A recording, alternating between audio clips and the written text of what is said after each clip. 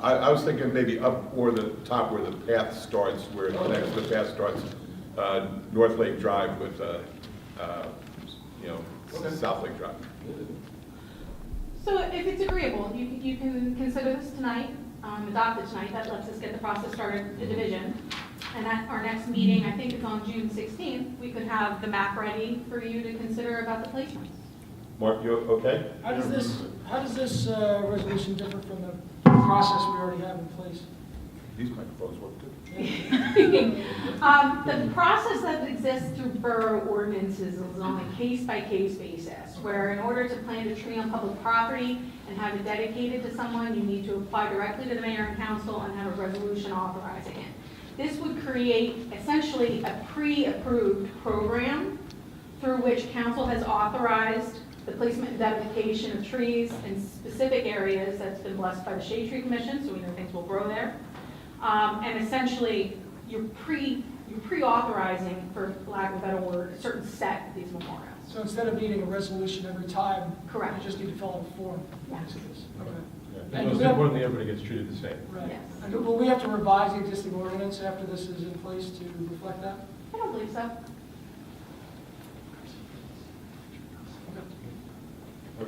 No, I'm good with this. Don? One of the questions, I mean, depending on what kind of spaces we come up with, looking at the Shade Tree Commission, suppose we run out of spaces. We will. We will. So would it be possible, perhaps in the future, to look for other opportunities for people? To give you a sense, Question. the boardwalk program, and if you've been up on the boardwalk, you see how many benches are up there. I know. Has a wait list of 84 right now. Really? Yeah. It's incredibly popular. So I would anticipate a similar reaction to this kind of program. So is it going to be first come, first served, the person that's been on the waiting list the longest, or how? My recommendation is that we do offer people who have been waiting an opportunity to participate, but it has to be first come, first served. Yeah, we There's no other can't put fair way to 84 do it. trees on Silver Lake, it's going to look No. like a forest. And could we also, I mean, we mentioned it before about Doughboy Park with the bricks. You know, that's just a really nice way to do a memorial to your family, to a friend, Yes, to a we loved one. can encourage that. I don't know if we could possibly in the future think of another place to do bricks. Piano So, Plaza. great example, that actually has its own dedication by rider. We had to do our own dedication by rider to do bricks at Doughboy Park. So that's how specific New Jersey law is. Oh, we still have that? We still have it, Okay. it's still open, but we can encourage that, and if folks want to consider a similar program somewhere else, we could talk about it. Good point, Jen. We're talking about new trees or new benches. What about trees that are already planted? You know, there's Doughboy Park, maybe someone that's a veteran or something like that may want one of those trees that's already there growing. Could we do one of those trees? I don't see why not. As long as it comports with the standards for the memorials that you come up with Correct. with Mike. And they would only, and I guess what we would have to do is, when we're figuring out what the fees might be, there'd be a fee for the tree, and there'd be a fee for the plaque, and if there's already a tree, all they need to do is pay for the plaque. That makes Yeah, and sense. this dedication order is a pass-through, so they'll pay the exact cost of Of whatever, whatever it they're is. doing, Okay. and then it'll flow, this allows it to flow through the town without causing the auditor. Okay. Because there's other trees at McCleary Park already growing, we could probably do that, to trying to accommodate as many people as possible. And Yeah. you know, there might, someone who wants to go with a tree that's already growing and is live, they don't have to worry about a new tree not making it through a winter or two. Great. And there has been families that already have planted trees, so Yeah. if they've already planted a tree, they should be able to put the plaque up there. Yeah. All right. Okay. So should Anybody? we add that to tonight's agenda? Do you want to vote on it separately? Yeah, let's do that, but Greg, you're going to have to walk me through that, adding this new resolution. So when it you comes need a to- motion to add the resolution, and it will be number, Madam Clerk, number, Do you want to add it to resolution by consent? yeah, you can set it to the consent agenda. It just doesn't have a number on it, so. Number 6 whatever. on the consent agenda? I'm sorry. Would be number 6 on the consent agenda? Okay, so we just need a motion adding the resolution as item number 6 on the consent agenda. And we'll Okay. vote on that, and then it'll be on the consent agenda, and then just roll through when you get to that. Can we do that now so that? Do that now. Yes, you may. Okay. Can I have a motion to add resolution number 2018 on trees, to add it to the consent agenda. Do I have a Make the second? motion. Okay. I'll second, Megan. All in favor? Aye. Aye. Anyone opposed? Super. Yeah, very good. Good. Okay, next, petitions. Anybody out in the audience have a petition for the council? If you do, please come forward. Seeing none, we move right along to approval of minutes. I move that the minutes of the regular meeting held on May 15th be approved as recorded, and that a copy thereof be posted on the borough's website. Have a second? Second. All in favor? Aye. Okay, next, reports of council. We'll go with you, Councilman Levis. All right, as you all remember, Memorial Day weekend, we had a really significant rainfall. We had some sewer backup into the Sharp River that has since dissipated. After which I met with Mike Campbell, our supervisor of the DPW. Sorry, a lot of acronyms going on here. I also met with the representatives from the South Monmouth Regional Sewer Authority. One of the problems that we believe led to some of this backup was that the pump capacity over on Ocean Ave couldn't handle the inflow that we had from this rain event. We got about 5 inches of rain in a day. That's a month's worth of rain. And I saw the charts from this event, and we basically spiked to about 3 million gallons per day. for 3 this rain million event. gallons of water. Gallons of waste through our sewage system. And it's usually 900,000? Around that. It's usually around 900,000 for this time of year. So they suspect that there's some serious infiltration coming in. The last time a real major study was done on our sewer system was about 15 years ago. Things may have changed since then. We did make repairs based on some of the recommendations, but there's still probably a lot to do. So I think it would be advisable for us to consider looking at televising the entire system and finding out where our problems are. Because we have one of the highest consumers for sewage out of all the other municipalities in this. Which are, Wall Township, Spring Lake Heights, Spring Lake, Lake Como is one of them as well, yeah. Now, we're sort of at a disadvantage because we're one of the lowest municipalities, so we have a lot of, we have a really low water table, exactly. So we're more susceptible to the infiltration than say a township like Wall, who's all the way high. When it rains, all the water is going to mostly go downhill and affect municipalities like us. Now, the way we pay for our sewer is based on a percentage of use. So if we use more, we pay more. The budget for the sewer authority doesn't change. If we use 50% of that capacity, we pay 50% of the bill. If we use less, then the other municipalities around here will end up paying more and we'll pay less. So there's definite cost advantage to us looking at this, and the other advantage is we can try to avoid situations like we had over Memorial Day weekend, where we do have raw sewage, mixed with rainwater going into the sewer system. Because it doesn't make sense for that sewer plant to be treating rainwater and groundwater, and even the Sharp River, if we look at the areas where it was. The other thing we need to advise is that homeowners should not have their sump pumps or their gutters pumped into the municipal sanitary sewer. It's against the law, and all it does is add to these fiascos. It backs up the sewers, and we don't need to do it. And if people do, can they please contact Borough Hall to find out how to change that? Yes. Okay? It's illegal, and it's a big detriment. And to the town. it's worth noting that, as Councilman Levis points out, as we pursue an investigation of our sewer system, one of the things that we will do with appropriate notice is testing of situations like that to identify what homeowners are tying into the sanitary sewer. So it's advisable that you rectify the situation before we get too far down the road. years ago, they did the smoke test, and it indicated who was violating it, and Yeah. little upsetting. But Mark, can you, in your report, confirm that it was only a backup and not a break in the sewer line? I read in the Asbury Park Press today that it was a break in the sewer line at K Street, but that was not the case. There was nothing confirmed that it was a break. Really what it was is the system surged. I mean, it can only handle so much flow. Everything gets pumped to our pumping station over on Ocean Ave and then gets directed to Smyrna. So everything is going that way, towards the east. So basically what happened was the pumps were at full capacity. They couldn't pump all the infiltration that was coming in.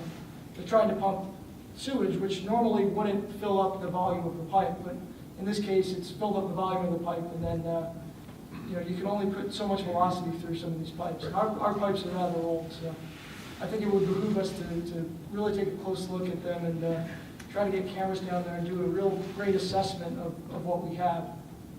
Will we have to apply for a grant there for that, Colleen? We're pursuing a couple different measures right now. So we had conversations as recently as this afternoon about a couple different opportunities for either funding or financing. And this would be done through the water sewer utility, so it would give us some flexibility. I mean, the cost of that would probably help us in paying less to Smyrna, right? I would very much rather pay X dollars a year on investigating the problem than X dollars a year for SMRSA to process stormwater. There's a joke there somewhere. Mark? No, thanks, Mayor. Just one question for Mike along those lines. I noticed that the stormwater runoff, that drain that we have at 13th Avenue really wasn't had any water coming out of it. Do we have a problem with that? The one at 13th, I'm sorry, where? The 13th Avenue beach, where our 12th Avenue rocks, where the stormwater usually comes out when we have a heavy rain. Yeah, there was no issue there. Oh, no, we had no problem, because I didn't see any water really coming out of it normally. No, it was not clogged, there was no issue there, that was flowing. The issue came, as Councilman said before, we were just surcharged all the water up and nothing, if you opened up the manholes, as we unfortunately were doing, everything was right up to the top and just everything was moving, but moving at a slower pace. So everything was flowing, there were no breaks, there were no anything else, it's just we were at maximum capacity. SMRSA was at maximum capacity. We were on the phone, we were meeting with SMRSA down at the plant. We met with the county, we met with the county health department. We did everything we're supposed to do, but again, we were at maximum capacity. It went from, I think it was 880,000 gallons before the storm to 3.2 million gallons right after the storm. So again, A lot of water all at once. yeah, it was just Yeah. a lot to handle. But you can confirm there was no break. We did not find any break, Okay. I can confirm, we did not find any break, nor did anybody else, no agency found a break. It was just surcharge. And that's what SMRSA, we've had meetings with, not only the councilman, but we met with SMRSA, and that's what they believe also. And the other thing is, I just want to congratulate Mayor Gravzon, the police department, DPW, great job they did for the seafood festival. Even though it wasn't great weather, they all come together, did a great job down there.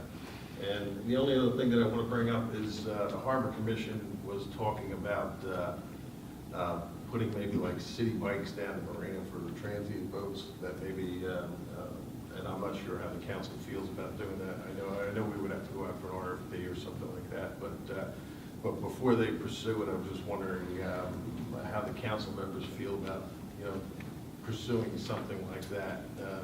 They think that, We had looked into that 3 years ago? We've bid it twice, Yeah, we looked into doing that throughout the whole town. and we could have been a little bit ahead of the city bike line bike curve, if I'm honest, because the two times previously that we bid it, we received bidders, but they never materialized into actual services, which unfortunately can happen with the startup.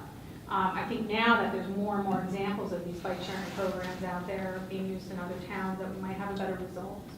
yeah. I think it would be helpful. There is a bike share. I went to a meeting in Bradley Beach and about 2 weeks ago, and the gentleman that is running the bike share program is very interested Yeah. in coordinating all the towns in the one program. And he would love to come to a workshop meeting and talk to us about it. Point Pleasant Beach this summer is going to be using his system. It's a different system than what is at Asbury Park. But I think if you can't remember his name, but he wants to come to a workshop, so would you like to listen to him? Absolutely. Oh, absolutely. Okay, I mean, it's coming down the road. I mean, it's not like a tourist type bike share. It's for when someone gets off the train and they can ride the bike to the boardwalk, or they can ride around town. So it sounds very professionally thought out on his part. And again, I'll give him a call back and set up a workshop session for him to come. Great. Okay. Okay. That's all I have. Councilman Brennan. Thank you, Mr. Mayor. I don't really have anything much to report on, except I do want to share with everybody that I was a chaperone last weekend with the Belmar Elementary School 8th grade when they took their trip to Washington, D.C. Now, for those of you who remember, this was a yearly event at the school, really forever, until 9/11. And after that, for security concerns, they stopped taking the overnight trip into the nation's capital, and this was the first time they'd done it in almost 20 years.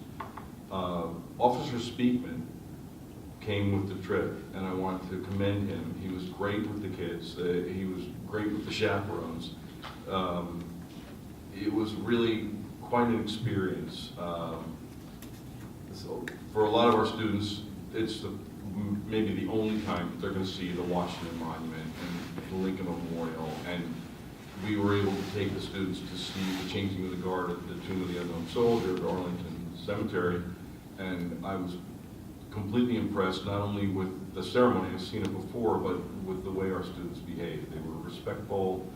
They were, I think they were very affected by what they saw. I think they understood part of what was there. They saw the Vietnam Memorial, and our guide was able to find us the name of a service person who was killed during the Vietnam War, who was from Belmar. We were able to find that name on the wall. We had a couple of students who had family names that they were supposed to look for, and they found them. And we also took the students to the Holocaust Museum. I got to tell you, I was a little nervous about that, because it's not like they pull punches for 13-year-olds at this place. It's not for the faint of heart, but I think our students were respectful, and I think because of the work that the teachers at the school have done, all the students are very familiar with Anne Frank. They read the Anne Frank book as part of their English language program. I know I was very affected. I think they were too, and I just wanted to share with you how proud I am of our students from Belmar, the way they acted on this trip, and really I hope they get a chance to go again next year. It's very worthwhile. That's my report. Speaking of that, my daughter's in 7th grade, and we're already raising money, believe it or not, for a year forward, because it's quite expensive to get all the children, the staff, chaperones down there. So the school will be doing a bike raffle, so if anybody's interested in tickets, please let us know. Yes, and I spoke to a lot of 8th graders that went, and they just had such a great time. Just want to thank everybody that came out and voted. Wanted to mention with the nice weather that our parks, again, we have 8 new ones over the past few years, are just packed with children who are having a blast. I want to thank DPW for our softball and baseball fields. The seasons are over for the schools, but they were just in impeccable shape. So thank you very much for that. Summertime, it's the new exhibit at the Arts Council. It goes through June 22nd. It's really, really neat. Lots of summertime thing, and it's like the world's largest flip-flop you'll see there. So everybody can relate to those type of pieces. And most importantly, Strollo's is open. And shop, eat, dine, and buy local. Thank you. Okay, I just want to mention that tomorrow, the Department of, Transportation will be here from 4 to 7, talking about the Main Street Bridge. The only option now that they've agreed to is they will replace the bridge, just like the bridge that we have now, but they're going to replace it. So that's excellent. That's what we would want. Now, I guess Greg or Colleen, I'm gonna have to talk to you. If they're gonna replace the bridge, is there any way a municipality like Belmar and Avon can get the state to hire a bridge building company and not just take the lowest bidder? I mean, because I remember the 35 bridge took a long, long time to be built. And one of the bidders who lost built a bridge over the Raritan River faster than the Highway 35 bridge. So in other words, to save our Main Street, we're going to need a replacement of the bridge, but to have them rebuild it as quickly as possible. And that a bridge building company is what we need. Is there an influence them? There has been some evolution of public bidding since that project, and there are mechanisms that the state now has at its disposal to do price and other factors and weigh times of construction. It's been brought up, Mayor McGovern brought it up to the DOT at our last meeting with them. They know it's a concern of ours, and certainly this project in its infancy, but it will be discussed, and we'll do whatever we can to encourage them to structure their bid specs appropriately so that they can have consideration in terms of area of expertise. So we will talk to them about So the meeting is in this room tomorrow from 4 to 7, and please come out, and when you come up to the microphone, talk about that you want a quality bridge building construction company. Put the pressure on them to make sure that, we don't want someone building a bridge for the first time, the first bridge they build. We want something experienced. Next, we talked about the Memorial Weekend rains, and I just want to talk about the outfall pipe, which was just completed. And I drove over to Lake Como, and at the west end of the lake, that water was coming in from Wall Township that if we had a lifeguard there, it would have been a red flag day. There was so much water coming in so hard.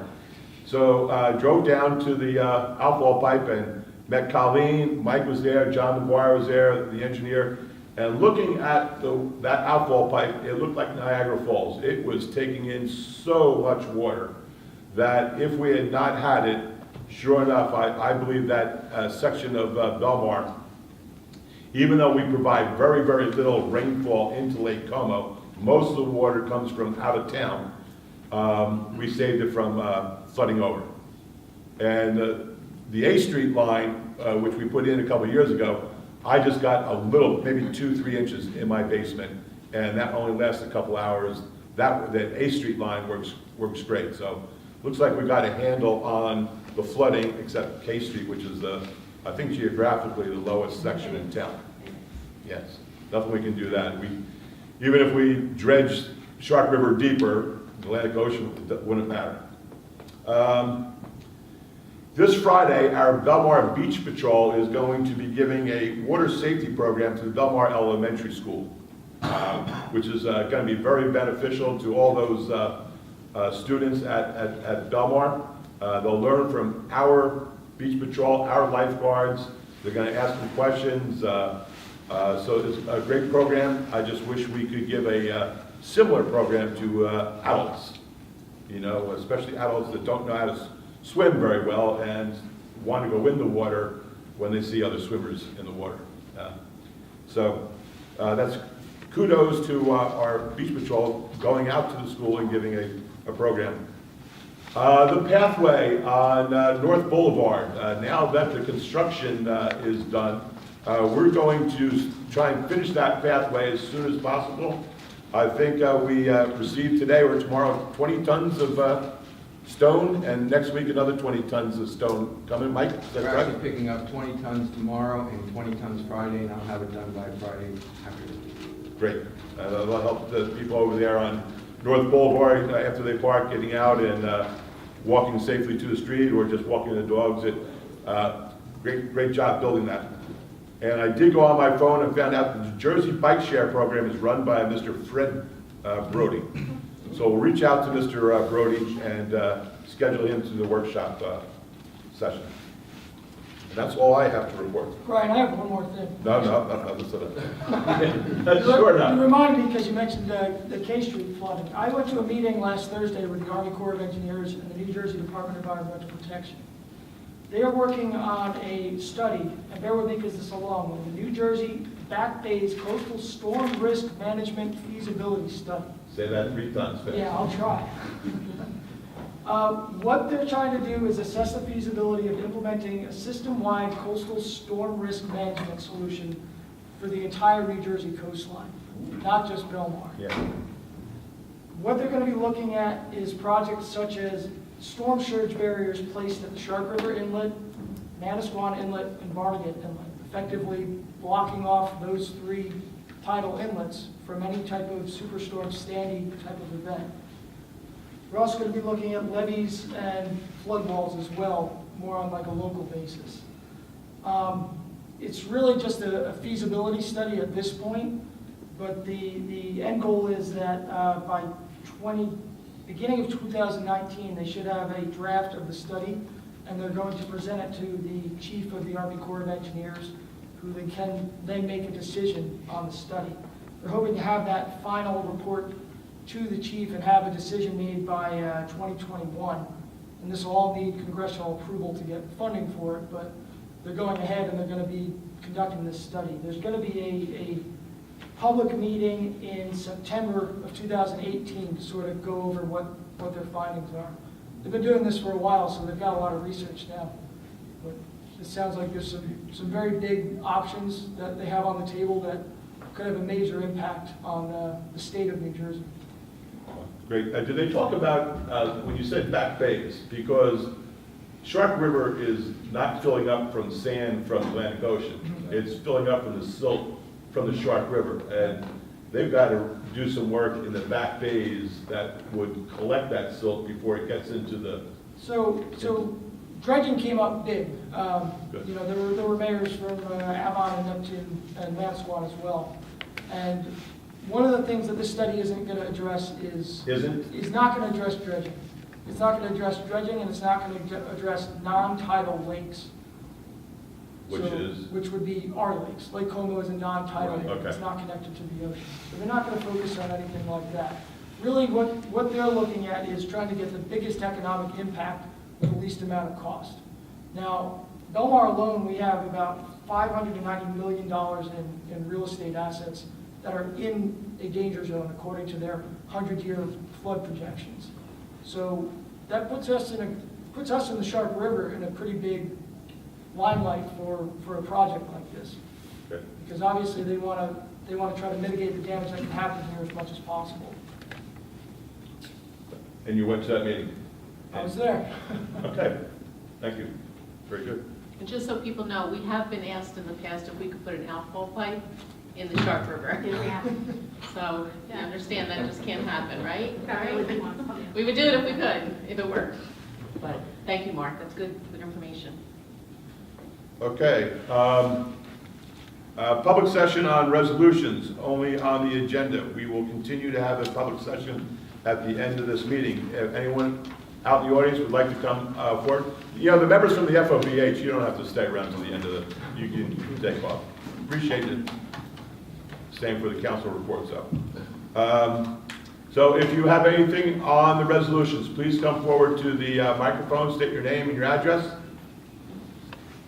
Seeing none, I would make a motion to close the public session.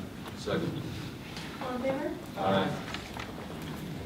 Okay, Colleen, should I read these resolutions individually? Yes, I apologize in advance, but if you could read these individually, and we'll go on one by one. Okay, I am going to, because these are ABC actions, most of them, and as a professional musician, I do business with some of the licensed premises in the borough. Out of an abundance of caution and a desire to avoid any appearance of impropriety, I'm going to recuse myself from these actions. Okay.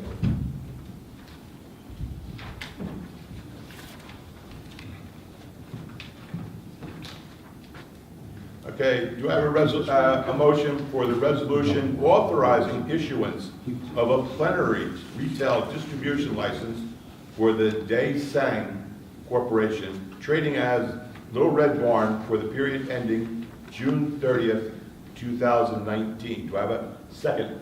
Second. Councilman Nicolay? Yes. Mayor McGovern? Yes. Councilman Osmer? Yes. Councilman Levis? Yes.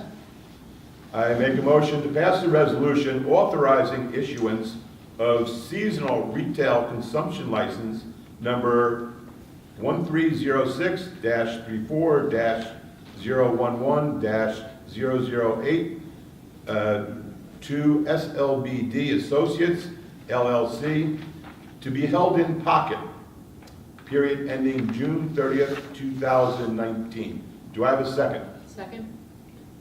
Councilman Nicolay? Yes. Mayor McGovern? Colleen, could you just explain to what held in pocket means? Held in pocket essentially means not active. Okay. Yes. Councilman Osmer? Yes. Councilman Levis? Yes. Next, I make a motion to pass the resolution authorizing the issuance of a plenary retail consumption license number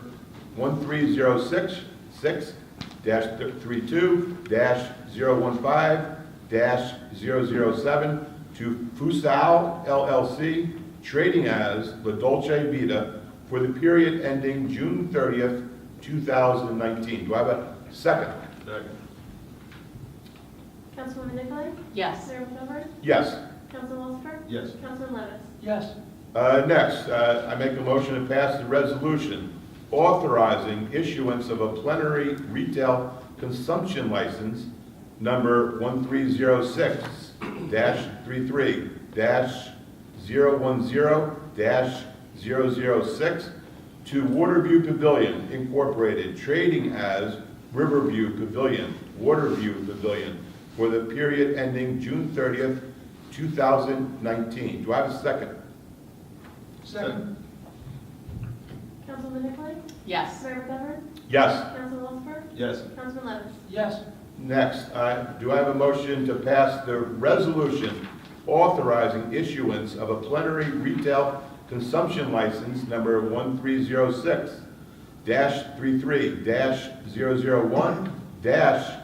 1306-33-001-010 for Chefs International Incorporated for the period ending June 30th, 2019. Second? Just before we vote on it, can I ask, is this Anchor? Yes. This is for Anchor. Anchor. Did we straighten out from last year, there was a time about when the band could play outside, and we were gonna try to Tighten that up. tighten I it up believe to- so. I don't know. We were supposed to tighten it Captain up Cox to knows. 10 o'clock, so It we says 10 matched our o'clock. I noise think it says ordinance. 10 o'clock, yes. It's Yeah, 10 I o'clock, have we it here. changed it. Yeah, he has my copy, but I think it says 10. It says 11. Oh, Yeah. This says 11. And it also, in one of the, what do you call it, restrictions we have on it, it says held to a three-piece band or a DJ with amplification. Tom, do you know what quantifies the amount of amplification? Or is it, it could be amplification, but too loud. It could be, So do we have to be a little stricter with how much amplification? Do we have to put a number on it, or? I think usually if we receive a complaint, we're gonna respond to tell them to lower it. And then you have the three-piece without heavy percussion is the other. But that's pretty subjective, don't you think? It is, yeah. Would your guys rather a number to go by that they could, see what the level of noise or level of amplification? Well, I think we would have to sit down with them and listen to their sound system to determine what that might be, where, we can hear it ourselves. And then, again, it depends too on the night, with the wind and Okay. everything else, so. Now, would your guys go up to the bar, or would you go across the street or half a block down to judge the noise? I mean, how would you do it? We would check it from all angles, of course. All angles. Yeah. So right there and across the street and half a block down to see, okay. I just think it should coincide with our 10 o'clock noise ordinance, especially with music being outside. Greg, is that a modification that they can make tonight? Well, I think you guys are talking about two different things. I was looking up the code. So the noise parameters and those standards are already in your code. They are. So the police would have the ability to write a summons in that regard, like they would for a house party or anything else. The liquor license restrictions are enforced not by the local police, but go to ABC ultimately, or deny the license or have you suspend their license. But could they make a correction on tonight's resolution, changing the 11 o'clock to 10 o'clock? Yeah, that's fine. Okay. I just want to let you know, the noise ordinance addresses, gives them the ample authority to go in there, not necessarily entirely dependent upon the strictures of the restrictions in there. But you can change 10 to 11. or Yeah, I just 11 to think it 10. should coincide with our noise ordinance, because the music's outside. All right. So if you'd like to make that modification, if somebody could make a motion to modify the resolution Marty, you to, want to do that? Yeah, I'll make a motion to modify it to 10 PM instead of 11 PM. is there a second? Second. Okay, all in favor? Aye. Aye. So we'll do a new motion. So, I'm so sorry, if I could just clarify, does that mean the band stops at 10, or they can keep playing if it's low? That means outside music is sounded. No outside music? And that would affect two bars. Anchor, We're discussing anchors and there's another one that also has that, as of 11 o'clock in it. Let me see. I thought when we were doing it last year, it was only the one. It's on 10th Avenue Burrito as well, yeah, because, no later than 11. Yeah, I think it really should coincide. with- and they're right across from the senior citizen building. Okay. And the noise ordinance 16.32 indeed says 10 PM to 8 AM. Right. Okay. Okay. So this brings it in, We have a vote to modify chef's license to 10 PM.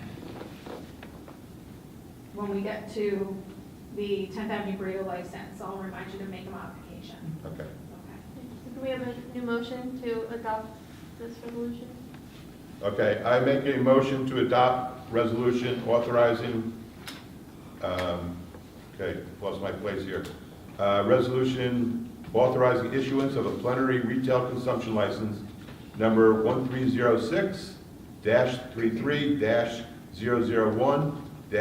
1306-33-001-010 for Chefs International Incorporated for the period ending June 30th, 2019.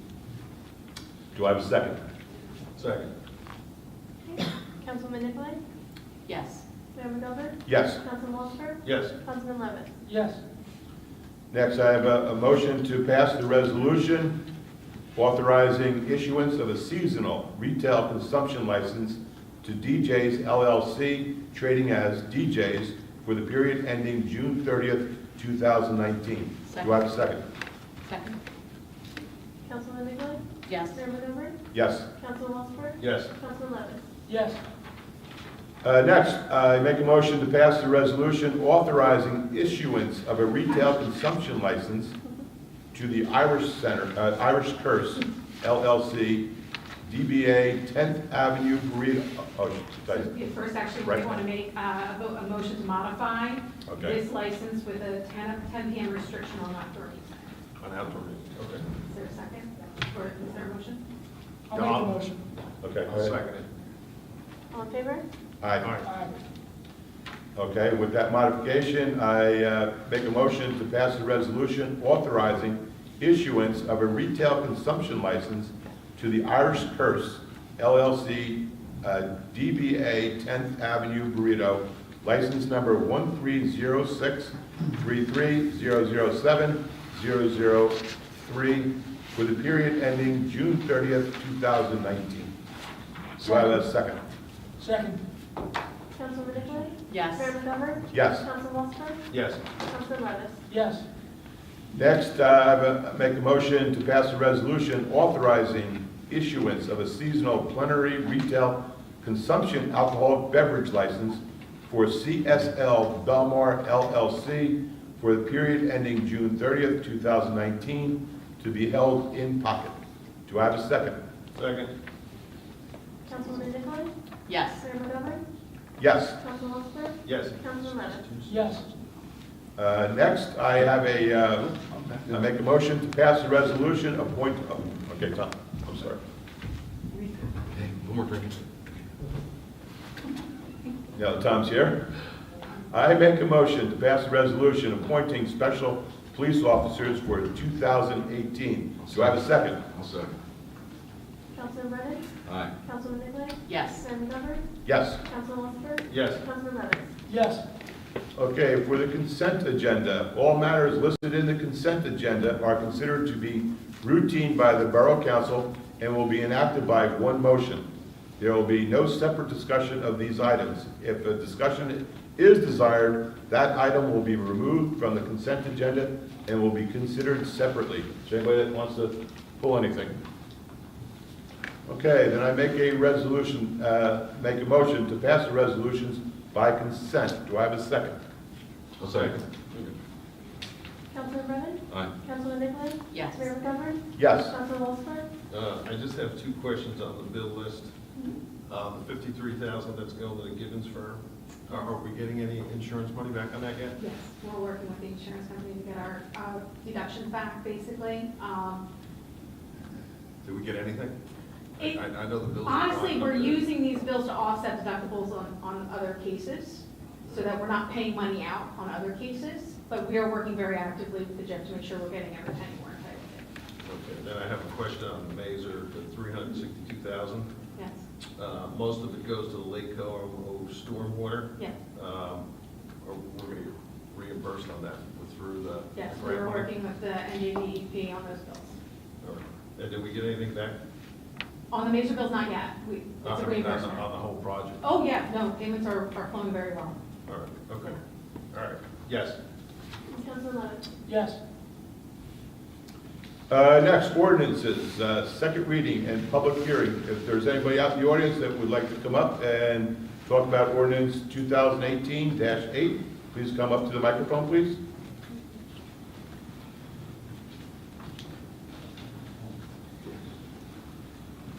Good evening. Thank you very much, Member Governor, council members. My name is Robert Moore. I'm an attorney at the law office of Paul V. Fernicola and Associates. We represent the Mayfair Hotel and its principals. I have with me here Mr. Ken and Paul Entwistle. They are brothers and principals of the hotel. We are here to object to the passage of this ordinance as it pertains to the restriction of the parking directly in front of the hotel, specifically down in section 19-41, restricted parking. The restricted use is listed as police, fire, EMS, lifeguards, and water rescue, and that's on the west side of Ocean Avenue, from the southwest corner of 10th Avenue to a point 151 feet south on the western side of Ocean Avenue, consisting of 4 parking spaces. That consists of both the 4 parking spaces as well as a designated loading zone that the hotel guests use. So we respectfully object to the passage of this because it works such a detriment to the Mayfair Hotel as opposed to the benefits to the township itself. The fact that the spaces are designated on the west side of Ocean Avenue, which is obviously across from the beach where the EMS and lifeguards and those type of emergency workers will be providing services, anytime they want to get to their vehicles, they have to cross over Ocean Avenue, which is obviously very busy, especially in the summer months. As of right now, we question whether or not the council coordinated with either the county or the emergency services themselves, because it's our understanding that these spaces actually don't meet the requirements of the emergency services and largely are unoccupied for most of the day. Again, this works a tremendous detriment to the Mayfair Hotel. While we do object to the passage of this ordinance, we would at the very least respectfully request it be tabled for at least another session or two in order for my office, the representatives, to engage in some kind of colloquy with the council, the township, to see if there's any kind of wiggle room, any kind of amicable agreement that could come up that would serve everyone's purposes and would not work such a harm to the hotel itself. Ken, you want to add anything? Yes, I first moved to Belmar in 1970 when my family purchased a hotel. Lived here for nearly 30 years. before purchasing a home in Wall. I currently live in Wall Township. However, I'm a retired federal service employee, worked for the Department of Defense, had a career there, but I am at the hotel every day, 7 days a week, 8 to 10 hours, it depends. We are turning the hotel around. It's, we get neighbors come in, look at the rooms, they want to, when they have visitors come to their place, they don't have room for them. They considered putting them up at the hotel, but they wanted to see what the hotel is like inside. They're very impressed. People are coming to us and talking to us. We want to be Belmar's hotel. We want to be the hotel that you can be proud of. But this is sort of hamstringing us, because if you can imagine people coming to check into the hotel and having to go find a parking spot, far away, and bring their bags all the way from there, it's very difficult to rent rooms when they have that type of a problem. We would just like, I'm a reasonable person, I just would like the opportunity to kind of have some conversation about this. It just sort of happened to us on the first day of the Memorial Day weekend. We had no idea. Sir, did you give your name and address? Well, to the clerk? My name's Ken, and this is my Ken, brother Paul. yep. Ken, your last name? And Twistle. Got it? Okay, sir. I pretty much echo what, my name's Paul Entwistle, and I pretty much echo what my brother said. And first off, I'd like to thank all of you for the opportunity to let us come in and speak on our behalf. And I know you guys are busy, and I definitely wouldn't want your job. Every day you wake up, you got problems and more problems. And I know when you make decisions, I was a government employee for 34 years and Cub Scouts for 9 years, Boy Scouts and all, but I know when you make these decisions, you guys got a lot on your plate. And sometimes you make a decision and you don't really understand the ramifications of it all the way down into the weeds. And I appreciate that, and I thank each one of you. And I love living in Belmar, and I love what you guys do with the town. We've never had a situation like this, but it will severely impact our business. It will definitely crush us, especially if we don't have a loading zone. We can't have people double park and the police tell them to move with all the traffic and all that stuff. So I just think when the decision was made, they didn't give us the opportunity to come in and express our opinion. And I just want to thank you for this forum to come in and express it now, and hope that we can continue these conversations. So from that, I thank each and every one of you. Thank you. Can I just ask a question, Mayor? Certainly. If a loading zone was put in place, would that help you? Or do you need all the parking back, or what? Well, It's the parking is helpful also. I mean, right now, that whole area is vacated and just sits there empty for most of the day. And then, I'm not sure what's going to happen in the winter time, but, it's prime parking for the hotel. It's right in front of the hotel. And there's like 2 vehicles using it for a few hours during the day. They come in the morning and they leave early afternoon, and the whole area is just sitting there vacant all night long. People that stay at the hotel could be, using that space. So they don't have to get up in the morning and move, or pay a meter or something like that. I mean, it's only a few spaces, but it would definitely be helpful. Would 9 to 5 be okay? No parking there from 9 to 5, or just for our emergency vehicles, 9 to 5, or you're objecting to that also? Well, we kind of prefer the vehicles being around the pavilion, and that makes sense. In front of the hotel, it's not it looks like a problem might be going on all the time with emergency vehicles there all the time. I mean, it's not a good look to, It's true. make people feel good about checking into this hotel. If the spaces are free for you to use, they're not necessarily going to be for your guests, right? Like Right. any public, any Correct. visitor, resident, anybody can park there. Yes, I mean, that's how it's been. It's been 1 loading zone space and 4 spaces. I'll be honest with you, we do park cars there so that when guests check in, we can pull our car away and let them have the space. Parking is a problem in Belmar. No. Shocked. Thank you. I'm Paul, but the spaces were across the street for the lifeguards and all, and then they moved them over. They still have 3 M&S emergency vehicle spaces on their side, on the Ocean Avenue side, and they added a concessionaire spot for the person that leases the area in the pavilion. We don't have any kind of provisions like that for us. And so, it's just a huge impact to us. Thank you for coming forward. What do you think there, Tom? I'm just wondering if it's possible, I mean, we definitely need a place to keep those emergency vehicles. I can understand your concerns, but we have to make sure we have the emergency vehicles accessible, and keeping them on that side of the street, it just makes it a little easier from a staging point of view. However, I don't see why that space would be unavailable to you after hours, because we're not keeping the emergency vehicles there. So perhaps we could, amend the ordinance so that it would be restricted to emergency vehicles only during the hours we need the vehicles there, and then it could be available to the public to use after a certain hour. And I'd also wonder what the possibility might be. The loading zone spot was right in front, there was one loading zone spot right in front of the hotel.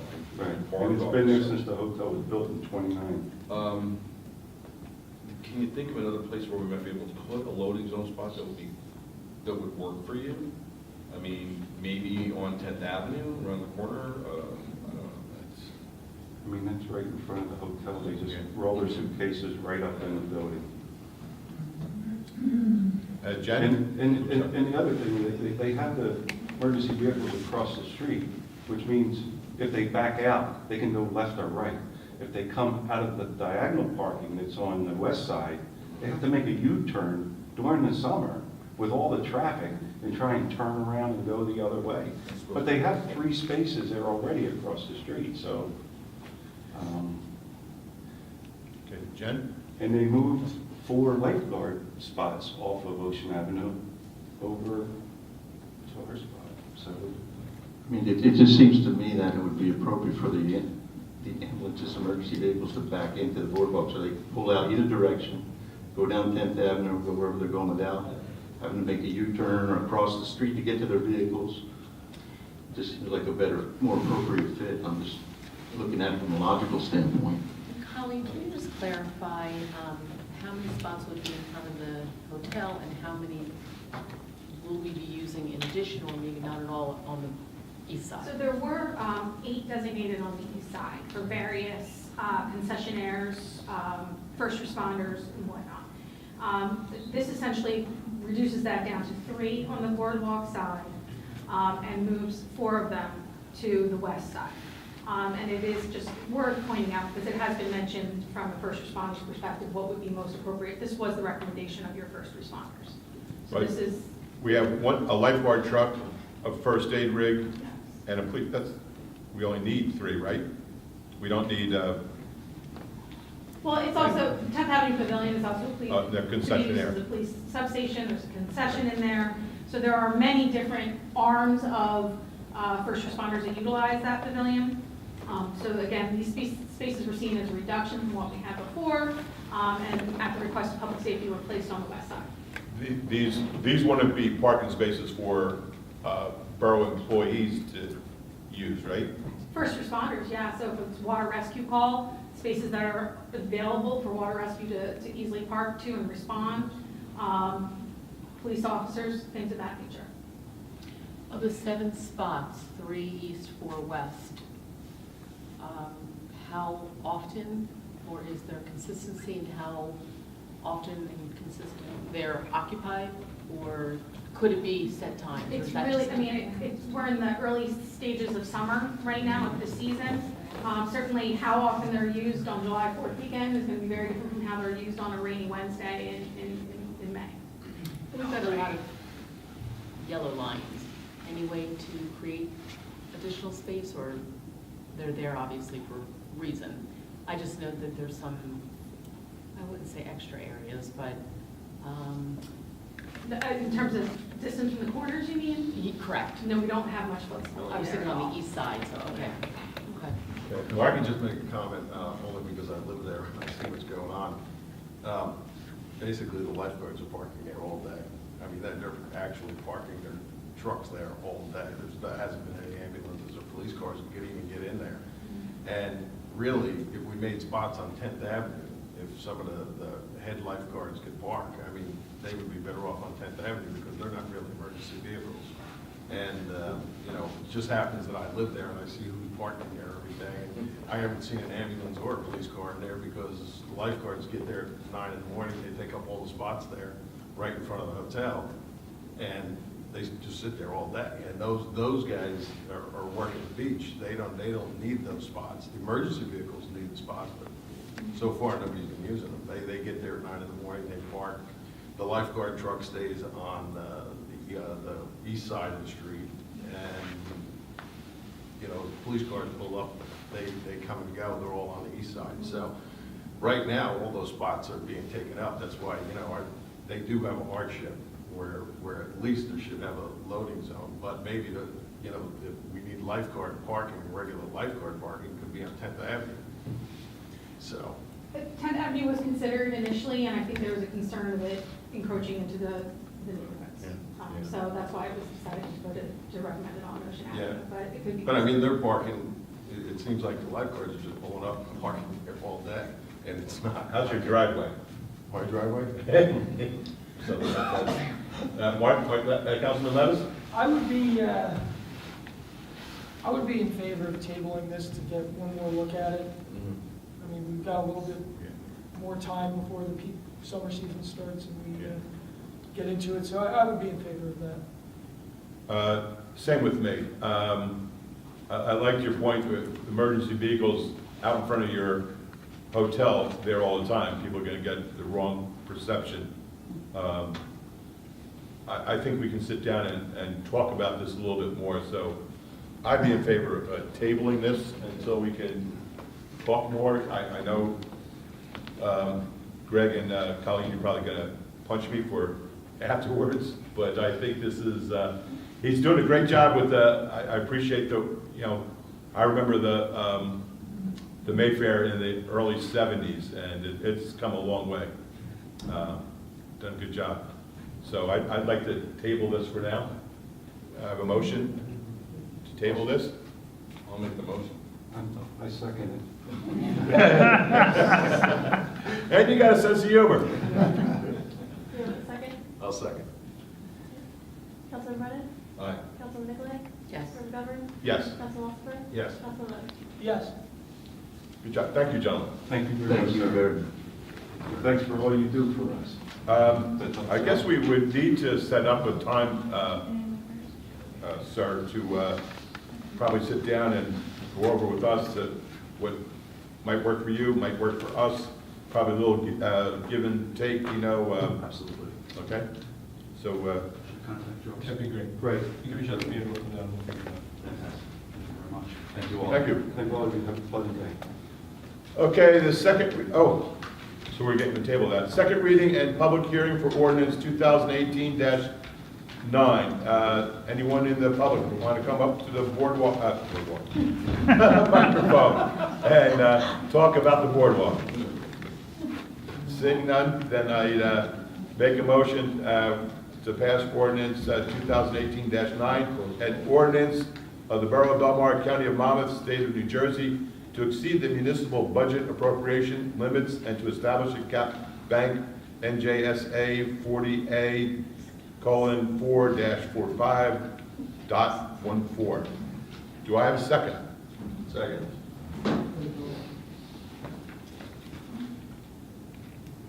Oh, okay, Yeah, so it should be a motion to close the hearing and then a motion to adopt. okay, So we'll take that as a motion to close the hearing. yes. I'll second. So I jumped the gun, huh? Mark on that. Okay. And we'll do a motion to adopt now. Okay, I make a motion to adopt ordinance 2018-9, an ordinance of the Borough of Belmar, County of Monmouth, State of New Jersey, to exceed the municipal budget appropriation limits and to establish a cap bank NJSA 40A:4-45.14. Do I have a second? I'll second. Councilman Brennan? Aye. Councilman Nicolay? Yes. Mayor McGover? Yes. Councilman Walker? Yes. Councilman Levis? Yes. Okay, first reading and introduction to ordinance number 2018-10, an ordinance amending and supplementing chapter 40 of the revised general ordinances of the Borough of Belmar, sections 40-3.14, fees. Do I have a second? Second. Councilman Brennan? Aye. Councilman Nicolay? Yes. Mayor McGover? Yes. Councilman Walker? Yes. Councilman Levis? Yes. Also, for the first reading and introduction, ordinance number 2018-11, an ordinance amending and supplementing Chapter 19, Traffic One-Way Streets. Do I have a second? Second. Councilman Brennan? Aye. Councilman Nicolay? Yes. Mayor McGover? Yes. Councilman Walker? Just one question. C Street is going to go back to two-way after September? Or I see it's on here that it says C Street northbound, entire length, May 1st to September 30th. Well, wasn't C Street one-way? Councilman, I can explain. Oh. So I've flipped the streets 19th and 20th back and forth so many times now that the clerk and I have the wrong versions of the ordinance. So the one that I provided to you earlier today actually had 3 drafts ago. So it goes back, C is on the year-round list, the one left. Right. Okay. And I just have a this question. ordinance simply flips the 19th and 20th back to the final decision that was made a couple weeks ago. Okay. Sorry about that. Yes. And I just have a question on that. Looking through, I know it's been brought up a couple of times, and you're right, it's gone back and forth. I've lost track. I know down that 19th, 20th Avenue section, obviously Ocean Avenue is two-way. Surf Avenue goes south. A Street goes north. Then you come to Snyder. And that's heading south. And B Street is south. So out of the 4 streets, we have 3 of them going south. I thought we were going to try and amend that. Tom, do you have any idea what the police department was considering or anything like that on this, or? I'd have to talk to the chief to see if there was some discussion on that, recalling, I'm not sure if they had Yes. discussion on that. Because as said, of those 4 streets, I know A Street has to go north because it goes north throughout the town. B Street's got to go south because it's south throughout town. So really, we get into Surf versus Snyder. And both of them are going south.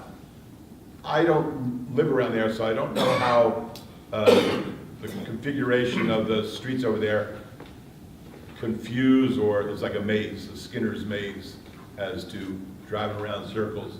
If it's better to have Snyder southbound, or if it would be better to have Snyder northbound. I know we can't change B or A. Anybody else with me on this? I want to see what the chief has to say, Yeah. but if I had to pick, I'd say let's see what Snyder's on northbound, but really, it's the chief's recommendation. Councilwoman Nicolay? No, I agree, we need to check. Good check. Mark? Yeah, I'd have to listen to the chief's recommendation on that. So I guess we should just leave the ordinance the way it is.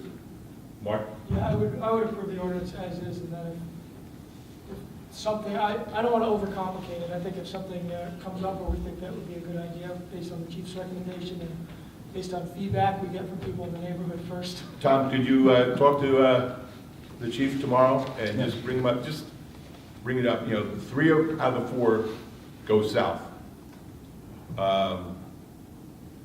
So I don't know. If we change Snyder to north, then 2 streets in a row will be facing north. Yeah, I'll talk to the chief. I'm thinking though he's gonna probably leave it the same, but I will have a conversation with him. All right, this is just a first reading, so Yeah, 'cause it's we been don't have to go quite for for- passage, right? Forever, so. All right, got Councilman Ward, Yeah. Councilman Levis. Yes. Okay. Right. Public session. Anybody interested, please come up to the microphone, which is working. Talk into the microphone, your address, and answer your question. Yes?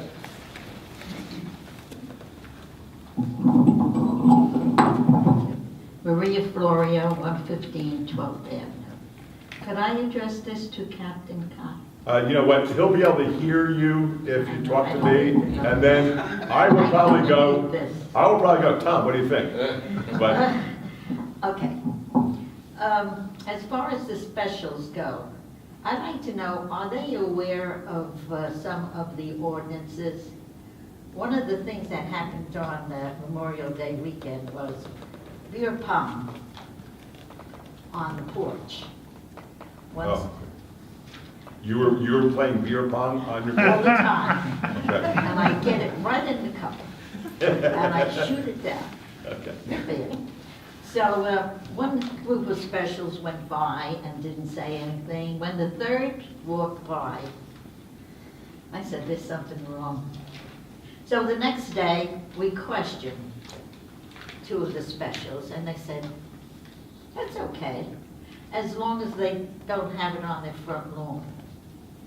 I said, I don't think so. He said, yeah. I said, okay, I have to look at the ordinance. And sure enough, that's a no-no. Red cups there in the morning, and I was just wondering. Okay, Tom, what do you think?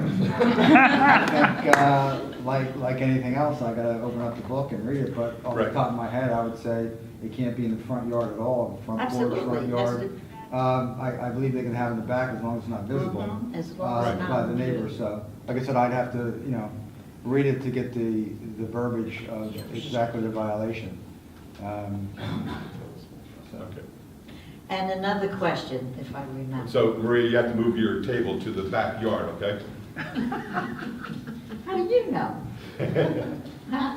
You came up But with to answer your yeah. first, do our specialists, yeah, we have a tremendous amount of ordinances, and I would have to say that they don't know all the ordinances. I officiated basketball for many, many years, and I get caught on some rules from time to time. I'd have to look at it and say, and then go back to the rule book after a game or in the locker room. So I understand. I bet you our ordinances can catch some of our specials off guard sometimes, but, Well, we have briefings, so I'll make sure we bring that one up. okay. Let the Yeah, guys that's know, so. important now and then, Yep. because I live on the block. Of course, if you see it, call. Yeah. Always call. Always call if there's an issue. I'm not gonna go there. Okay. I'm not gonna go there. Also, Uber drivers, they're constantly picking up on the wrong side of the street. Yeah, we Now, I usually- don't know how you get to them, because No, we, if they commit a violation, we're gonna write them a summons. but you have to be there. Can I give out the tickets? Yeah, you can. I'd make a lot of money for Yeah. the town, You can if you want as a private citizen, absolutely. but that's it. I'll just Thank give you. you, I'll just give you a ticket book. Peter? Good evening. We're going to get you an automatic microphone. And it works tonight, thank you. Good evening, Peter Barrow, North Boulevard, Belmar. I came to thank the council for two things. The outfall pipe on, at Lake Como worked, according to Mike, it worked extremely well, Mike Campbell, and it clearly did. The water did not get over the embankment after the, somewhere between 5 and 8 inches of rain we had. It looked like Niagara Falls, the water from Lake Como going through that pipe. It was just tremendous. It was very, very helpful. And then second, I thank you for the 19th Avenue change. I would request that you give consideration to asking the police department if they could put up 4-ton truck limit signs at the intersection of Ocean Avenue and 19th Avenue. It's not a dream. We had a couple of tractor trailers. One was a tractor with a trailer for 8 cars on the back of it. And I still don't imagine how he got traversed what he did, but he was driving down B Street, so he had to get there somehow, and parked on North Boulevard. What happens is, Why would you have that kind of a vehicle? A number of people go to Florida in the wintertime, obviously, from Belmar and others, and they ship their cars. And that particular vehicle, I've seen it at least half a dozen times over the 10 years that we've lived there permanently. We've lived there for more than 30 years, in the summer, rather. But 4-ton limit sign would be very helpful for that particular location. In addition, a second, I don't need to be a traffic officer, but at the intersection of B Street and North Boulevard, B Street and 19th Avenue, you put up 3 stop signs. That's very, very helpful for slowing traffic down. One additional sign I would suggest you give consideration to, and I sent you an email about that, is putting up an additional sign under the snow covering sign that's on the west corner of that intersection, saying two-way traffic ahead. Because people coming out in Belmar in a westerly fashion on 19th Avenue, they've been doing it for years, they only have a one-way street. They're approaching Lake Como on 19th Avenue, which is a two-way street, and they don't know it. There's no marking to tell you that that's what you're approaching. Prudence would tell you that putting up a two-way traffic ahead sign would not be a bad idea. Previously, there have been signs there saying local traffic only in light of the decision involving Fort Lee. I don't think you can do that anymore. But just please consider those 2 items. Thank you again for those 2 items. We really appreciate it. Thank you. This?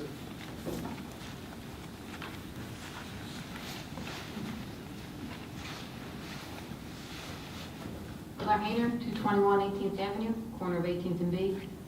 I want to also say thank you for the stop signs at 18th and B. They've been fantastic. They slowed the traffic down. They did create a major traffic jam, only because if you're coming southbound on B Street and you go to make a right-hand turn onto 18th Avenue into Lake Como, you have the cars parked on 18th stopping at the stop sign, and there's parking on both sides, and it's a two-way street in Lake Como on 18th Avenue. So they come down B, the cars are lined up on 18th, and there's nowhere to go. So these cars have to clear out before these cars can go. So possibly those 2 spots on 18th Avenue at the corner be removed for parking, so that people can turn. I know that's Lake Como, but that does create a traffic jam. But it slows them down, so I'm good with that. 18th Avenue on B Street. In B Street. That's not Lake Como. On the other side of it, yeah. Oh, it is? Yeah. I thought they were like a little bit past, okay. No, it's very interesting to see everybody parking in all different directions in that area, because they don't know which way it's going. But we try to straighten them out when we can.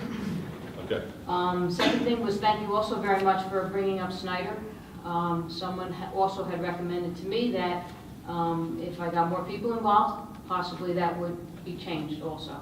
So I know the chief has been looking at this since October. I'm willing to go and plan on going up and down to everyone on Snyder, in around 19th, North Boulevard, 18th Avenue, people that it would affect, and see which way, does it impact them, positively or negatively, and bring the results back. I would probably play, at this point in the summer, with the people being down here for 2 weekends, it might be wise not to change any traffic patterns now. I agree 100%. Yeah, in other words, we put up stop signs, people are getting used to it. I don't think we'll be putting up any more stop signs. Colleen, no? I think we're trying to let the people settle in to the traffic patterns right now, see how it works, and then adjust. But, as you said, as you heard, Officer Cox is going to talk to the chief tomorrow just to rethink that, but we're not going to probably change it for this summer season. I wouldn't expect that. Thank That you. would be September, October Right. timeframe. But on a positive note, there is a stop sign as if Snyder was switched at Snyder and 18th. So that is one positive sign. Okay. All right. And last but not least, I am disappointed that the town allowed, with all the children on bicycles, parents pushing carriages, pulling wagons, people dragging beach carts up to the beach, that the town allowed a full-size curb to be put on the corner of Snyder and 18th Avenue instead of a ramp. That really surprised me. I personally didn't feel it was in line with the ordinance, but if it is, it is. Yeah, it turns out, we got your email. According to the code enforcement, it is not in violation. the resident at that could have, if they wanted, put the ramp there, but since it wasn't in violation, they didn't. Is that correct, Kelly? The feedback that I got from code enforcement was that they had looked at it and not required it. Correct. Right, yeah. So a full-size curb went in, which made it even more difficult because the damaged curb was easier than the new curb. Well, safety. Thank you. Thank you. Bill?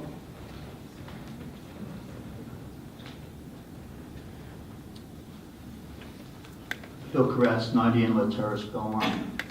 When I came to this meeting a month or two ago when the lifeguards were fired, I was told it's because stands were down.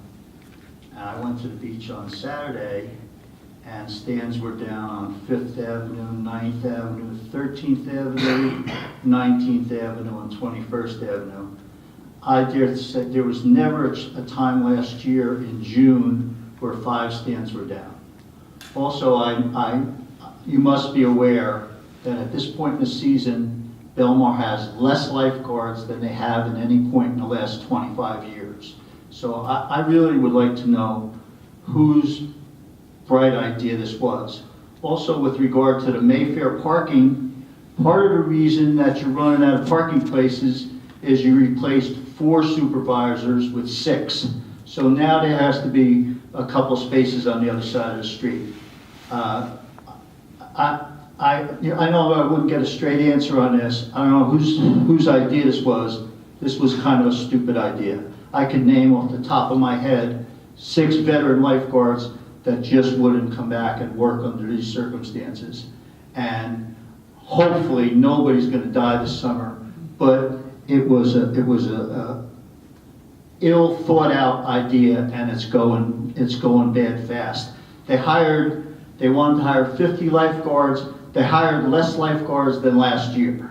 So, and already 1 or 2 kids have quit. So you're not doing so well. Thank you. You're welcome. Next.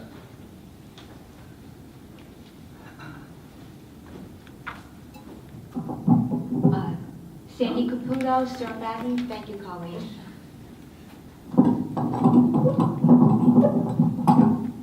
I'm going to thank you for making the microphone work. I did. I Must sent have been out. lightning or something. Well, I sent you an email. I sent a copy to everyone. And when I walked in and it was working, I assumed that you got someone to reconnect it. This you didn't microphone do it. system hasn't worked since 1986 when they Now, opened it the worked until a couple months ago, but now it's working. But you seemed surprised, so you didn't do it. No. Did anybody do it? April did it. April did. I didn't email April. Oh, so April, did you? You're- I didn't copy you in. did Usually I? if it's not George Kamidas, it's April. Did you? You did this? Thank you. Okay. How did you know? Did someone tell you I sent an email? No. The vibes. Ooh. Okay, good. Well, good enough. Thank you. Jim? Jim can handle that. Jim Danino, Wall Township. Thank you. I've worked in Belmar for 25 years. I've had the enjoyment of doing that. I remember how you dig in stands. I worked with Brian my first year, you were last year. Okay. We, for the lifeguards, have been bombarded with the question of what went on here this winter, with the firing of 2 lifeguards and a supervisor. How would you like us to address it with the public, the regulars who come down every day, and the locals who are your voters? Give us your answer. Yes, it comes down to a personnel issue, and I'm going to defer to the attorney. Greg, how much are we allowed to, since it's a personnel issue, tell in a I mean, you public meeting? discuss with the hiring all sorts of decisions as to people. In other words, the supervisors that were here last year that did not get rehired back. The one supervisor and 2 Beyond when lifeguards. they started, finished, and they're salaried, you really can't discuss anything else that happened. To So- just tell the general But- public they were fired for no That was reason. a personnel issue. Yeah, it's just personnel, but I will tell you this, Jim, you can go to those people that didn't come back, and it's been explained to them so they know the answer, It has been explained to them? right? We've, Probably gonna sue. Colleen, am I correct or no? Yes, the chief has had conversations with them. The chief of police has had conversations with those three that didn't come back. Why they didn't come forward to you're good friends with them, I can't explain it. But I can say from being on the council and the mayor, it's a personnel issue that we, don't want to make public before they would tell you. Okay. Right? I just wanted to get an answer so we Yeah, can tell all my answer is all the personal lifeguards issue. are asking Go back. question to answer to the public. And that's your answer. Go back to those gentlemen and ask them what the chief told them. And I would follow the chain of command, but Eric didn't fire these people. No, he You did not. So I have to go to you. Okay, and I'll have to clarify.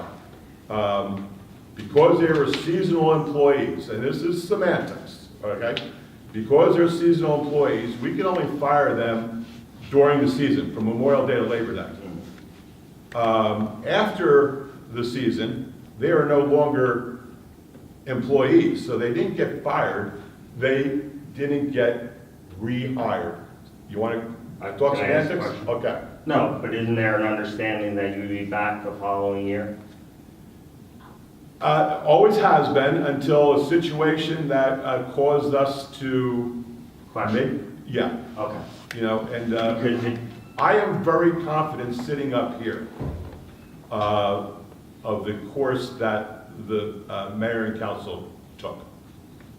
And I know those guys, and I would feel uncomfortable if they don't have if to know the if I reason. didn't know what was explained in this personnel issue, why? 25 years ago, when I sat with you, your last year, my first year in Belmar. Yeah, I enjoy every year coming back. yeah, The old boss, you knew, there would be a complaint by the public, never answered, and people were let go. Back then, it was said, let's start a union. They didn't want to do it. Kevin Schroeder. Kevin Schroeder, Now, if we're just going to not rehire guards who are doing their job, then I think we are back into the same thing that we were 25 years ago, starting a union. No, it sounds close, sounds like apples and apples, but in this situation, it's apples and oranges. So go back to those three people that you know, ask them what the chief told them. Okay. And then I think you'll say, oh, okay, Brian, I see where you're coming from. I'll ask him. Thank you. Thank you. Sir?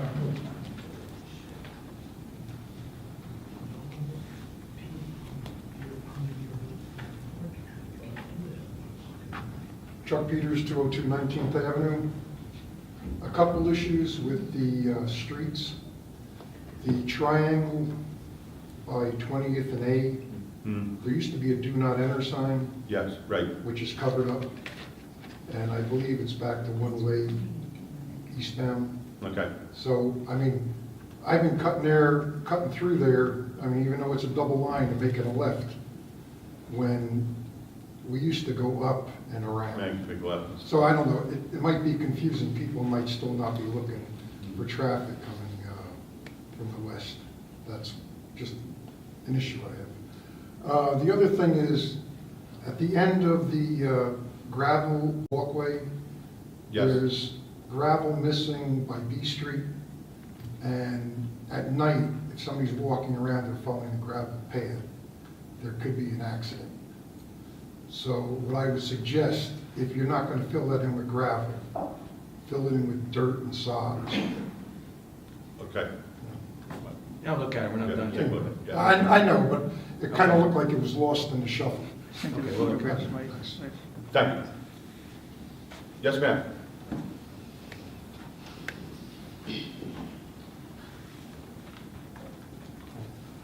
My name is 210 10th Avenue, and I have, for about 2 years, been having a problem with my water meter, and sometimes they're able to read it, and sometimes they're not. about 2 years ago when it first started going on the blink, I called Borough Hall, and they said that, because what happened, I didn't know it wasn't working, but I got a bill for about $600 or $700. So I called Borough Hall, and they said, yeah, we're not able to read your meter all the time. And I thought maybe, it was dogs in the backyard or something, but it wasn't, our fences, behind that. So it turns out that sometimes you can read it and sometimes you can't. The meter works, but the port where they put their probe in or whatever is just a little thicker. So subsequently, then they didn't read the meter for about 3 things. I got a bill for $1,200. And so I called up again. I got a letter telling me that I had to replace the meter because it was damaged. Well, the meter technically isn't damaged, it's the port. We know that, because the meter, when the gentleman one time came into the house to read it, it's working fine. And I got a letter that had part of the ordinance saying that if there's any damage to the meter whatsoever, it's the owner of the property that has to replace it. I spoke to the young woman at Borough Hall and called Ms. Conley several times. I never got a response from anybody. So this was actually the first opportunity I've had to come here, and I don't know where else to go. I don't really think it's my responsibility. I've read the ordinance a couple of times, and it basically says that if there's any damage, if it's stolen or vandalized, then it would be the owner's responsibility. So we suggested, we said, well, why don't we just have it fixed? Because the meter, which is probably 30 or 40 years old, is working. It's just the port that's not working. They said we couldn't do that. There are no parts because the meter we have is so old it's obsolete. So it really sounds to me as if the town wants to upgrade the meters to all those radio remote meters that they can use in the street or whatever. And it's just going to be dumped on each individual homeowner. We did absolutely nothing to our meter. In my reading of the ordinance, the very first line, which is left out of the letter, but the very first line says, all meters and meter receptacles shall be furnished by the department and shall remain the property of the borough. So my question is, why do I have to pay $350 for a meter? And I might add that the reason it probably doesn't work from the outside is that it's corrosion, we're guessing. We haven't looked at it, we haven't touched it. But frequently the receptacle thing is left up, so it's open to the weather. So that's what I'm here about. I just really kind of want an answer. I really think if I brought this to a judge or did a motion for summary judgment, I may be stabbing myself in the back, because eventually, if the town's going to pay for all these meters, it's just going to raise the taxes. So I'm going to end up paying for it one way or the other. But $350 for a meter that we did nothing to it, it's just fun. Colleen, can you shed some light on this? Is there a difference between a broken meter and one that's been damaged by the resident? I know that the water sewer collector and CFO have looked at this issue a few times at Ms. Simon's request. So has the Department of Public Works. I think in truth it's an old meter that is in need of replacement, but I'm happy to discuss it again with them tomorrow and see if there's anything else we can do. So it's an old meter that, and when my meter was replaced years ago, did I pay for that as a resident? I did. And people do all the time, and so it is something that happens quite often in the borough, whether you're doing new construction or it's just time to replace your meter. That fee is paid by the homeowner. So I pay for it? Yes. Okay. But I'm happy to take another look at it with the team tomorrow and see if there's anything else we can possibly. And do we have this Yes, we woman's name and address and phone number? Okay, we'll work on it. All right, thank you. Thank you. Pat Tessa.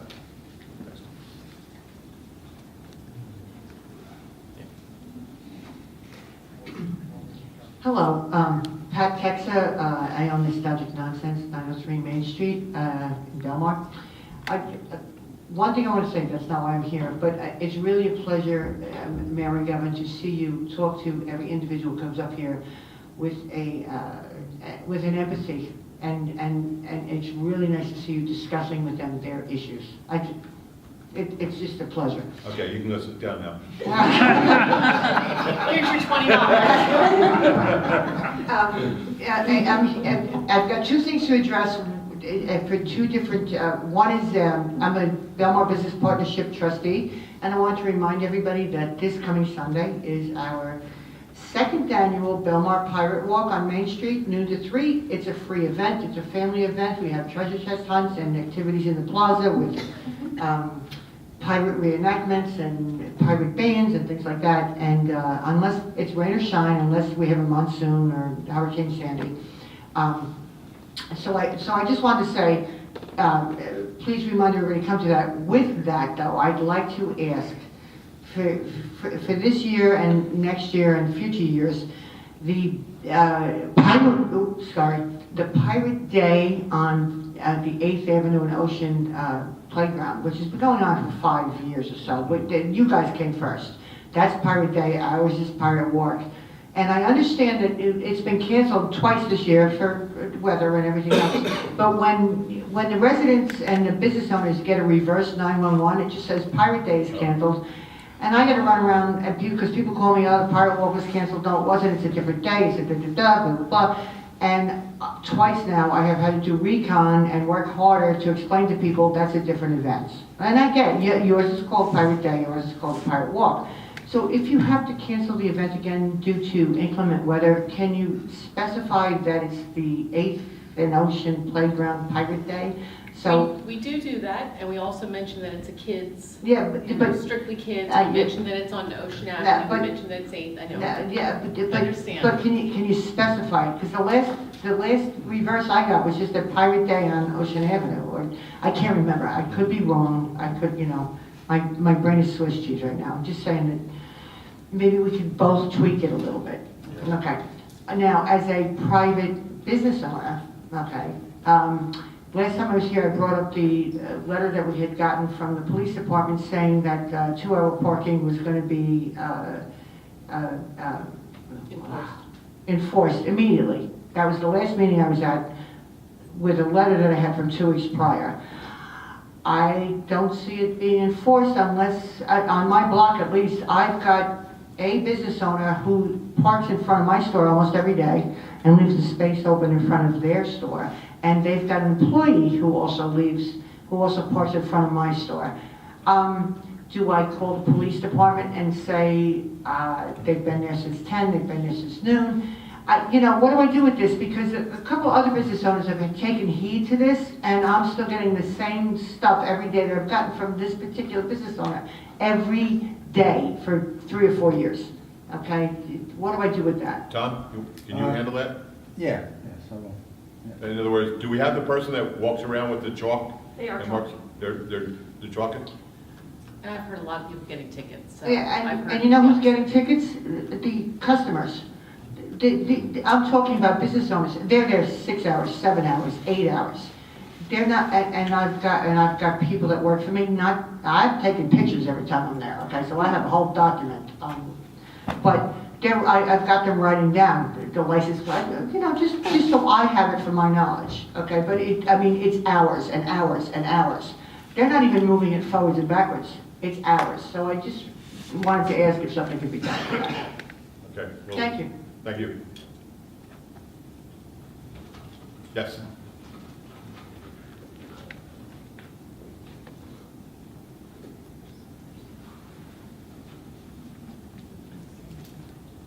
Michael Drews, 404 Ocean Avenue. We're at about 4 areas. Number one, I'm glad you had 3 inches. I had 18 inches in my basement. Oh, okay. On 4th Avenue? 4th and Ocean, You had 4 inches in your basement? 18. Oh, 18, okay. Yeah. Nice fishing. Yeah. I wanted to ask you about the beach badges. Now, I don't know if this is the right form. You could ask the question. Okay, I'd like to just know a couple points. How was your credit card contract given to process those cards?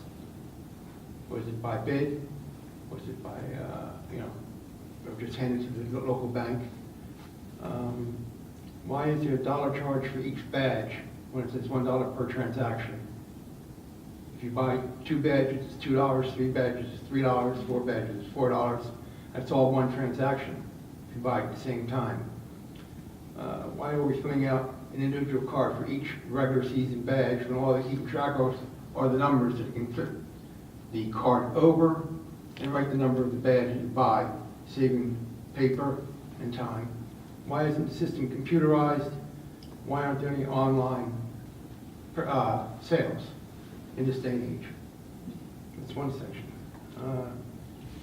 Number two, don't want to have you go to court, court adjudicates you not guilty, therefore you are not in violation, but you still have to pay the towing charge. Who will reimburse you? No one, there is no provision in the law or any procedures by which.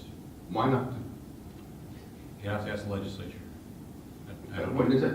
Individual There account? was the municipality, that's not a municipality issue, it's Are a you state. sure? I mean, If it's it not hasn't been taken- reimbursed vindicated defendants for municipal court? Right. No. I mean, there's just no, it just doesn't happen. I couldn't tell you why. You have to ask the legislature. No, it's not a legislative process, I talked to. It's an individual. If they take the Administrative office of responsibility. the courts. I mean, That's- there's just no, it doesn't happen. I can't tell you why. So the person's fine no matter what. I mean, you could look at it that way, but yeah. Okay, so it is. Okay, Okay, thank you. thank you. Anybody else? Okay, real quick. If you have the same name and address, still please give it. Claire Hayner, 221 18th Avenue. Okay. In Belmar. Just a clarification on Snyder. I just want to make sure that, Captain Cox, you're going to check with the chief, but I Yes. want to make sure that the chief doesn't come back and say, no way, it's not getting changed. And then I go out and ask everybody. I mean, is it a possibility that that whole piece of Snyder getting changed gets tabled till the fall? Yeah, Yeah, we absolutely. we won't do Okay. anything during the summer. We've got our traffic patterns set. You can still talk to your neighbors and say that, you know, prep them for maybe something in the fall. But Absolutely. I but just not didn't want the chief Yeah, making no. a decision before we did anything. Okay, thank you. Okay, seeing no other people coming forward, I make a motion to close the meeting. Second. Peter, what were those, you wanted to